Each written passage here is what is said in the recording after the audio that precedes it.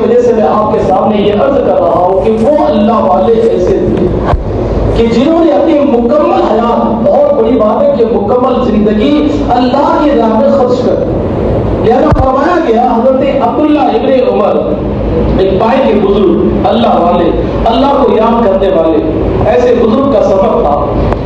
بے شمار ہمسایہ آپ کے ساتھ تھے، خدام صاحب تھے، بڑے مالدار پیسے والے تھے، تجارت کا سفر کر رہے تھے. عبداللہ ابن عمر نے دیکھا کہ ایک پہاڑوں کے طرف سے ان کا گزر ہو رہا تھا. دھوپ کی تپش موجود تھی، بھوک اور پیاس سب کو لگ رہی تھی.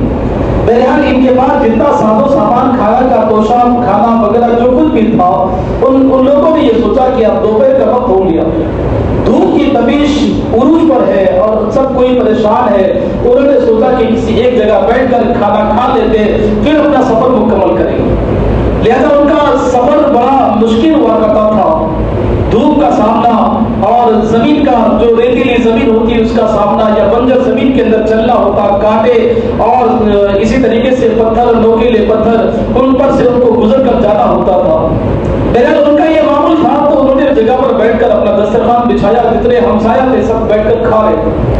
اچانک حضرت عبداللہ ابن عمر کی نگاہ ایک بندے پر پڑی جو بکریاں چرا رہا تھا، پیشے سے چراوا تھا، بکریاں چرا رہا تھا. عبداللہ ابن عمر کے دل میں خیال آیا کہ کھانا جب سامنے رکھا گیا، اپنے خادم سے کہا کہ جاؤ اس بندے کو بلا لیں جو دھوپ کے اندر کھڑے رہ کر پریشان ہے، پسینے سے شرابور ہے، پسینہ نکل رہا ہے، بڑا پریشان بندہ ہوگا، پتہ نہیں اس نے صبح سے کھایا نہیں یا نہیں کھایا. عبداللہ ابن عمر نے کہا کہ جاؤ اس بندے کو بلاؤ اور اس کے بعد اس کے ساتھ کھانا کھایا جائے. لہذا خادم کے جانے کے بعد اس بندے کو طلب کیا، انہیں بلایا. بلانے کے بعد عبداللہ ابن عمر کے سامنے پیش کیا گیا. آپ نے فرمایا کہ اے اللہ کے بندے، جگہ پر بیٹھ کر میرے ساتھ کھانا کھا لے. ہم سب کھانا کھا رہے ہیں، پتہ نہیں تو نے کھانا کھایا یا نہیں کھایا. تو اس بندے نے جگہ پر کہا کہ میں آپ کا کھانا نہیں کھا سکتا. تو عبداللہ ابن عمر پریشان ہو گئے، سوچے کہ یہ کھانا کیوں نہیں کھا رہا ہے. جستجو ہو گئی، جستجو اور بڑھ گئی کہ فلاں بندے کو بلایا تھا، کھانا حاضر ہے اور کھانا کھانے کے لیے وہ منع کر رہا.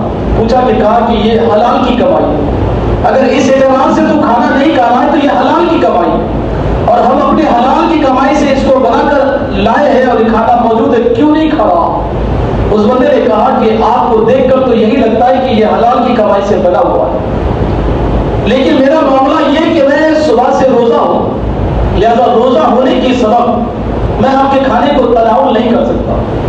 تو عبداللہ ابن عمر نے سوچا کہ کتنا عظیم بندہ ہے کہ پیشے سے چراتا ہے، بکرے کو چرا رہا ہے، اور اس کا عمل یہ ہے کہ وہ روزہ رکھا ہوا ہے. حضرت عبداللہ عمر پریشان ہو گئے. اس کو جانچنے کے لیے، اس کو چیک کرنے کے لیے آپ نے ارشاد فرمایا کہ تمہارے پاس کتنی بکریاں ہیں. کہا کہ اتنی بکریاں ہیں میرے پاس.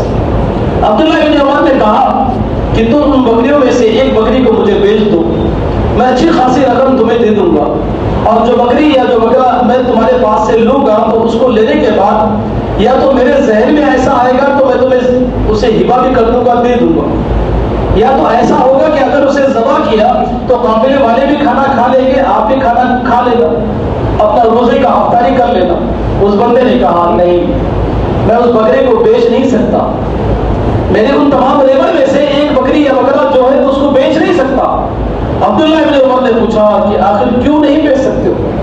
تو کہا کہ میں اس لیے نہیں بیچ سکتا کہ اس کا مالک میں نہیں، ان تمام کو سنبھالنا، چرانا، ان کو پانی پلانا، کھانا کھلانا یہ میری ذمہ داری، لیکن اس کا مالک کوئی اور ہے، وہ بیچے گا جو اس کا مالک ہے. پھر آپ اور اندر سے جستجو بڑھ گئی کہ بندہ کتنا اچھا، تپش کے اندر، دھوپ کے اندر، جنگل و بیابا کے اندر، پہاڑوں کے پاس کھڑے ہو کر بکرے کو چلا رہا ہے. اس کا ایمان کتنا مضبوط ہے کہ ان ریوڑ میں سے اگر ایک، انہوں نے کہا کہ اگر ان تمام ریوڑ میں سے، بکریوں کے ریوڑ میں سے ایک بکری بیچ دیتا تو تیرا کیا جاتا؟ تو اپنے مالک سے جا کر کہنا کہ کسی بھیڑیے نے اس بکری کو کھا لیا، تو اپنی کچھ الگ سے کچھ کہے گا تو یہ کہہ دینا کہ فلاں جگہ پر گئی تھی، اس کے اندر کہیں گر گئی یا مر گئی، تیرا مالک تجھ کو کچھ نہیں کہے گا. اس بندے نے اس جگہ پر کہا حضرت عبداللہ ابن عمر سے، ہمارا ایمان تازہ کر دیا اور کہا، عرض کیا حضور اگر میں اس بکری کو بیچتا ہوں تو یقیناً میرا مالک مجھے نہیں دیکھ رہا ہے، لیکن تمام مالکوں کا جو مالک ہے وہ مجھے دیکھ رہا.